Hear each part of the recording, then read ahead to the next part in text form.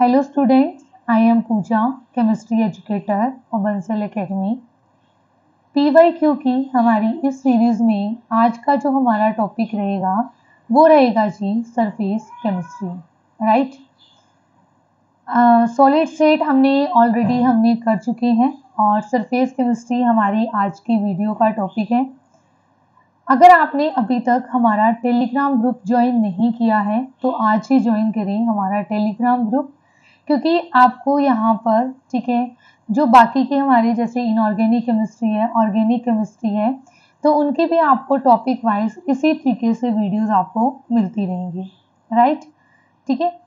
और ये हमारा ऑफिशियल चैनल है बंसल एकेडमी का, तो आप इसे भी सब्सक्राइब करें। इसमें आपको यहाँ पर आपको इन PYQ सीरीज के अलावा ठीक है जितने आपको बहुत सारा मटेरियल है जो आपको फ्री कॉस्ट पर मिलेगा, ठीक है, जो आपके लिए बहुत हेल्पफुल होगा आपकी फर्दर प्रिपरेशन के लिए। अब हम स्टार्ट करते हैं हमारा आज का टॉपिक। जो हमारे 2 क्वेश्चन आए थे सरफेस केमिस्ट्री से वो, ठीक है, सरफेस केमिस्ट्री टॉपिक से हमारे 2 क्वेश्चन आए थे CSIR नेट 2023 दिसंबर के एग्जाम में। ये क्वेश्चन जो हमारा फर्स्ट क्वेश्चन है जी, ये हमारा है 2 मार्क में ये क्वेश्चन आया था, सेक्शन बी का ये क्वेश्चन था, ठीक है। क्वेश्चन क्या था, बहुत इजी था ये क्वेश्चन कि आपने थ्योरी अगर आपने पढ़ी है तो ये क्वेश्चन डायरेक्ट आपका हो रहा था। क्वेश्चन था कंसीडर द फॉलोइंग स्टेटमेंट, ठीक है। फर्स्ट स्टेटमेंट थी micelles form above the critical micelle concentration. Second थी micelles form above the Kraft temperature. बिल्कुल ठीक है, दोनों ही स्टेटमेंट करेक्ट है, ठीक है, क्योंकि हमारी जो क्रिटिकल माइसेल कंसंट्रेशन ये क्या होती है, देखो मैं आपको ना इसका पूरा कॉन्सेप्ट बताती हूँ। कुछ इलेक्ट्रोलाइट्स, कुछ हमारे पास सब्सटेंसेस ऐसे होते हैं जो लो कंसंट्रेशन पर तो ठीक है बिहेव करते हैं नॉर्मल इलेक्ट्रोलाइट की तरह। At low concentration behave like a normal electrolyte, ठीक है, एक नॉर्मल इलेक्ट्रोलाइट की तरह बिहेव करते हैं। जबकि अगर हमारे पास एक पर्टिकुलर कंसंट्रेशन ऐसी आती है कि उस कंसंट्रेशन से अबव वो क्या हो जाते हैं, एग्रीगेट हो जाते हैं, एग्रीगेट होके और क्या बना देते हैं, माइसेल्स फॉर्मेशन होते हैं, ठीक है, अबव CMC, ठीक है, एक पर्टिकुलर कंसंट्रेशन, ठीक है, उसे हम क्या कहते हैं, क्रिटिकल माइसेल कंसंट्रेशन, ठीक है, they will aggregate to form micelles, ठीक है, they will aggregate to form micelles, ठीक है। तो देखो हमने ये कहा कि एक पर्टिकुलर कंसंट्रेशन ऐसी आएगी जहां पर वो एग्रीगेट होना स्टार्ट हो जाएंगे और उस कंसंट्रेशन से अबव वो क्या बना देंगे, माइसेल्स बना देंगे। तो उसी कंसंट्रेशन को क्या कहा जाता है, क्रिटिकल माइसेल कंसंट्रेशन। तो क्रिटिकल माइसेल कंसंट्रेशन की डेफिनेशन हमारे पास क्या हुई जी, क्रिटिकल माइसेल कंसंट्रेशन की डेफिनेशन हुई the concentration above which micelle formation takes place is called critical micelle concentration, ठीक है। वो कंसंट्रेशन जिससे अबव माइसेल्स की फॉर्मेशन होती है उसे हम क्या कहते हैं, क्रिटिकल माइसेल कंसंट्रेशन, ठीक है। और एक ऐसा टेम्परेचर भी होता है, ठीक है, जिसके अबव क्या होती है, क्रिटिकल माइसेल कंसंट्रेशन होती है, सॉरी माइसेल्स की फॉर्मेशन होती है। तो ये भी बिल्कुल ठीक है। क्राफ्ट टेम्परेचर क्या है, the temperature above which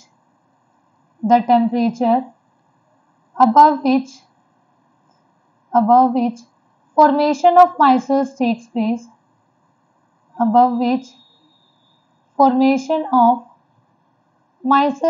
place, is called craft temperature, उसे हम क्या कहेंगे, क्राफ्ट टेम्परेचर। तो यहाँ पे जो हमारा आंसर रहेगा वो क्या रहेगा, बोथ 1 and 2 आर ट्रू, ठीक है। तो हमारा आंसर रहेगा ऑप्शन सी। तो ये क्वेश्चन हमारा आया था जी 2 मार्क्स में। नेक्स्ट क्वेश्चन हमारा, ठीक है, ये क्वेश्चन आया था हमारा 4 मार्क्स में, थोड़ा ट्रिकी क्वेश्चन था ये, ठीक है, अच्छा क्वेश्चन था ये जी, ठीक है, इसको ध्यान से देखना क्या दिया है। The rate of surface catalyse reaction between carbon monoxide and oxygen, ठीक है, सरफेस कैटालाइज रिएक्शन दे दी, ठीक है, किसके बीच में, carbon monoxide and oxygen. Surface catalyse का मतलब क्या है, वो रिएक्शन जो कैटालिस्ट के सरफेस पर अकर हो, राइट। कहते हैं follows Langmuir Hinshelwood mechanism, Langmuir mechanism को क्या करती हैं, फॉलो करती हैं। कहता है if O2 gets dissociated during absorption, O2 की क्या हो गई है जी, डिसोसिएशन हो गई है, मतलब जो चेंज आएगा ना वो O2 के लिए आएगा कहीं ना कहीं, है ना। फिर कहता है the rate of reaction is, ठीक है, where P represent the partial pressure and capital K represent the surface binding constant on the species and small k is proportionality constant, right। small k हमें क्या दे रखा है, proportionality constant, और capital K हमें क्या दे रखा है यहाँ पर, surface binding constant, right। अब देखो पहले ना हम जनरल केस में यहाँ पर आपको बताती हूँ, इन जनरल, ठीक है, इन जनरल हम क्या लेते हैं यहाँ पर, मतलब क्या हुआ इस चीज का, इन जनरल हमने कहा कि जैसे मान लो कि 2 रिएक्टेंट हैं ए और बी, यहाँ पे 2 रिएक्टेंट लिए ना, एक कार्बन मोनोऑक्साइड और एक ऑक्सीजन, ठीक है। तो देखो हमने 2 रिएक्टेंट लिए, मान लो ए, वो एब्जॉर्ब हो गया किसके ऊपर, सरफेस के ऊपर, है ना। फिर जो हमारे पास रिएक्टेंट बी है वो भी क्या हो गया जी, जो रिएक्टेंट बी हमारा है, रिएक्टेंट बी हमारा है वो क्या हो जाएगा, वो भी एब्जॉर्ब हो जाएगा, ठीक है, किसके ऊपर, सरफेस के ऊपर, है ना, कैटालिस्ट का जो सरफेस है उसके ऊपर, ये हमने ऐसे लिख दिया बी एब्जॉर्ब।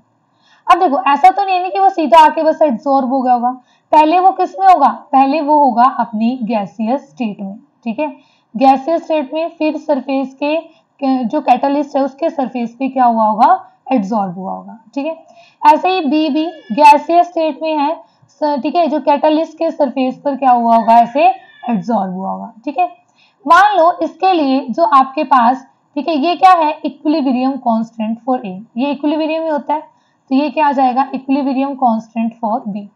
देखो के ए एंड के बी क्या है जी हमारे पास, ये रेट कांस्टेंट नहीं है, ये क्या है, इक्विलिब्रियम कांस्टेंट ऑफ, ठीक है, इक्विलिब्रियम कांस्टेंट फॉर ए, और ये क्या है, इक्विलिब्रियम कांस्टेंट फॉर बी, ठीक है, कि बी की एब्जॉर्प्शन हो रही है ना गैसियस स्टेट से, वो ठीक है कैटालिस्ट के सरफेस पर क्या हो रहा है, एब्जॉर्ब। उसके बाद क्या है, उसके बाद आपके पास प्रोडक्ट बन रहा होगा, है ना, प्रोडक्ट बन जाएगा, ठीक है, जो कैटालिस्ट ने सरफेस प्रोवाइड किया है उसके ऊपर रिएक्शन होगी, रिएक्शन के ड्यूरिंग प्रोडक्ट बनेगा, और लास्ट में क्या होगा, प्रोडक्ट आपका डीजॉर्ब हो जाएगा, है ना, प्रोडक्ट, ठीक है, जो कैटालिस्ट के सरफेस को क्या कर देगा, लीव कर देगा, तो ये आ जाएगा जी, ठीक है। इसके लिए केपी मान लो, पर इससे हमें कोई मतलब है नहीं। यहाँ पे जो ये के है ये हमने क्या मान लिया, रेट कांस्टेंट, जो यहाँ पे कैपिटल के है दैट इज रेट कांस्टेंट, ठीक है, मतलब कि हमारे रिएक्टेंट से क्या बन रहा है, प्रोडक्ट बन रहा है, राइट। अब इसके लिए हम यहाँ पर रेट कैसे लिखेंगे, देखो इसके लिए यहाँ पे हमारे पास क्वेश्चन में क्या पूछा है हमसे, ठीक है, द रेट ऑफ रिएक्शन, है ना, तो इस रिएक्शन के लिए रेट कैसे लिखा जाता है जी, रेट इज इक्वल टू, इस रिएक्शन के लिए देखना कैसे हम लिखते हैं, यहाँ पे पहले रेट कांस्टेंट के, ये वाला रेट कांस्टेंट के इनटू, फिर हम क्या लिखेंगे, ऐसे ये concentration of A, concentration of B, ऐसे लिखेंगे ना, pressure of A into pressure of B. इसकी जगह हम यहाँ पर इसको इक्विलिब्रियम कांस्टेंट इसके टर्म में लिखेंगे, क्या लिखेंगे जी, इक्विलिब्रियम कांस्टेंट फॉर ए, पहले कार्बन मोनोऑक्साइड नहीं लिखेंगे, क्या लिखेंगे हम यहाँ पर, equilibrium constant for A into pressure of A, pressure of A, ठीक है, प्रेशर ऑफ ए। उसके बाद हम क्या लिखेंगे, K B into pressure of B, right, ठीक है, यहाँ पर ये ए के लिए और ये बी के लिए, डिवाइडेड बाय में 1 plus K A into P A into P A plus K B into P B, right, और इसका क्या हो जाएगा आपके पास, स्क्वायर हो जाएगा, इसका क्या हो जाएगा जी, स्क्वायर। तो इस तरीके से हम इस रिएक्शन के लिए क्या लिखेंगे, रेट ऑफ रिएक्शन लिखेंगे, ठीक है। पर अब देखो, अगर मान लो कि इसमें से कोई एक गैस क्या हो हमारे पास डायटोमिक हो, ठीक है, मान लो लेट अस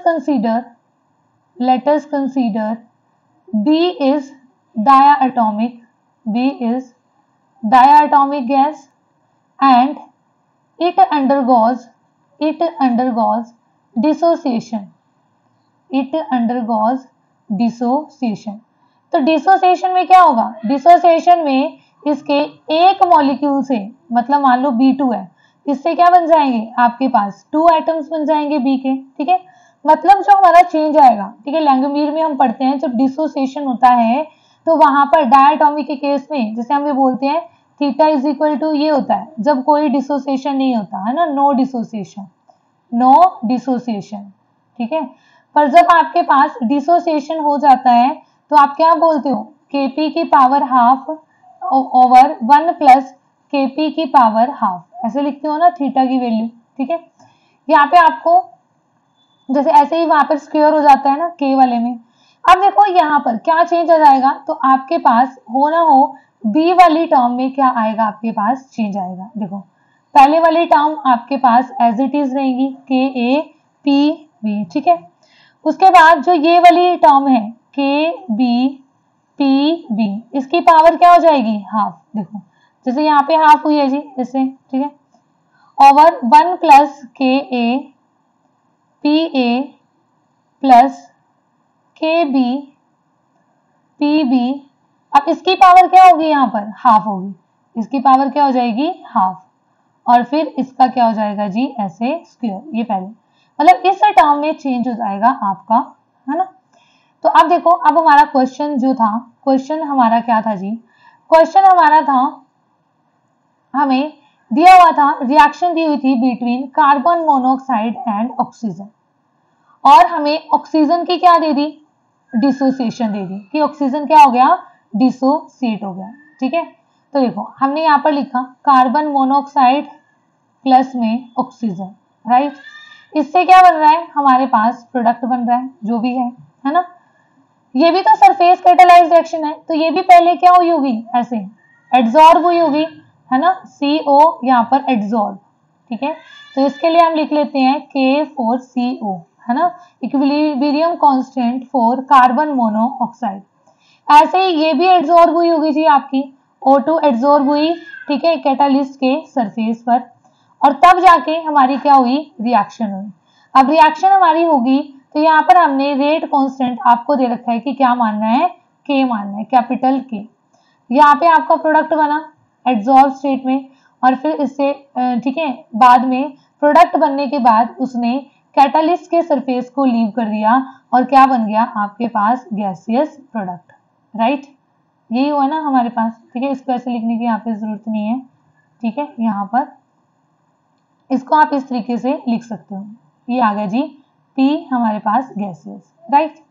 अब देखो यहाँ पे O2 की क्या हो गई है, डिसोसिएशन, O2 गेट्स डिसोसिएटेड।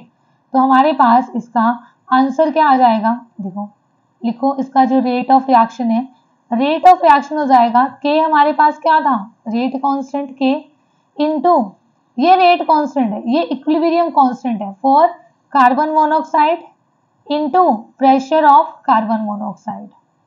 अब O2 वाली टर्म लिखो, K4O2 into pressure of O2 की पावर हाफ, ये हो जाएगा, डिवाइडेड बाय में 1 plus equilibrium constant for carbon monoxide into, ठीक है, P is a partial pressure for carbon monoxide, यहाँ पर K is the equilibrium constant for O2 into partial pressure of O2, इसकी power क्या आ जाएगी, हाफ, और फिर इस पूरे का क्या आ जाएगा, हमारे पास स्क्वायर आ जाएगा, ठीक है। तो देखते हैं कौन सा ऑप्शन यहाँ पर मैच करता है, आप ध्यान से देखो। फर्स्ट में ये क्या दिया हुआ है, K, ये क्या दिया हुआ है, KCO PCO KO2 की पावर हाफ PO2 की पावर हाफ। देखो ठीक है, आपको सिर्फ है ना न्यूमरेटर से ही पता चल जाएगा, बाकी किसी में ऐसा कुछ नहीं है। तो इसका मतलब आंसर क्या होगा हमारा, ऑप्शन नंबर ए, राइट, ठीक है। तो ये हमारा इसका आंसर था इस क्वेश्चन का, ठीक है। ये क्वेश्चन अच्छा क्वेश्चन था, ट्रिकी क्वेश्चन था। इसमें ना अगर किसी को सिर्फ इतना सा भी हिंट था ना कि जब डिसोसिएशन होती है तो हमारे पास हम किस तरीके से चेंज हो जाता है, जैसे थीटा लिखते हैं, है ना, लैंग्वेज में, ठीक है। तो थीटा आपके पास चेंज हो जाता है, स्क्वायर रूट हो जाता है, जैसे यहाँ पे मैंने लिख के आपको दिखाया kp की पावर हाफ, ठीक है। तो जिस स्टूडेंट ने इसको इस तरीके से भी स्टडी किया होगा ना, रीड किया होगा, तो उसका भी ये क्वेश्चन सॉल्व हो गया होगा, ठीक है। क्योंकि बाकी ऑप्शंस में कुछ ऐसा था ही नहीं, ठीक है। सिर्फ एक ही ऑप्शन था जहाँ पे O2 की डिसोसिएशन को कंसीडर किया गया था, ठीक है। नो डाउट क्वेश्चन ट्रिकी था, अच्छा क्वेश्चन था, ठीक है, बट ये ऑप्शंस को एलिमिनेट करके आसानी से हो रहा था, राइट। तो ये हमारा क्वेश्चन था जी, जो हमारा 4 मार्क में आया था सरफेस केमिस्ट्री का, ठीक है। तो ये हुए हमारे सरफेस केमिस्ट्री टॉपिक के क्वेश्चन जो हमारे दिसंबर 2023 के एग्जाम में आए थे। ओके स्टूडेंट्स, तो मिलते हैं नेक्स्ट वीडियो में, ठीक है, न्यू टॉपिक के साथ, राइट। Okay, bye bye.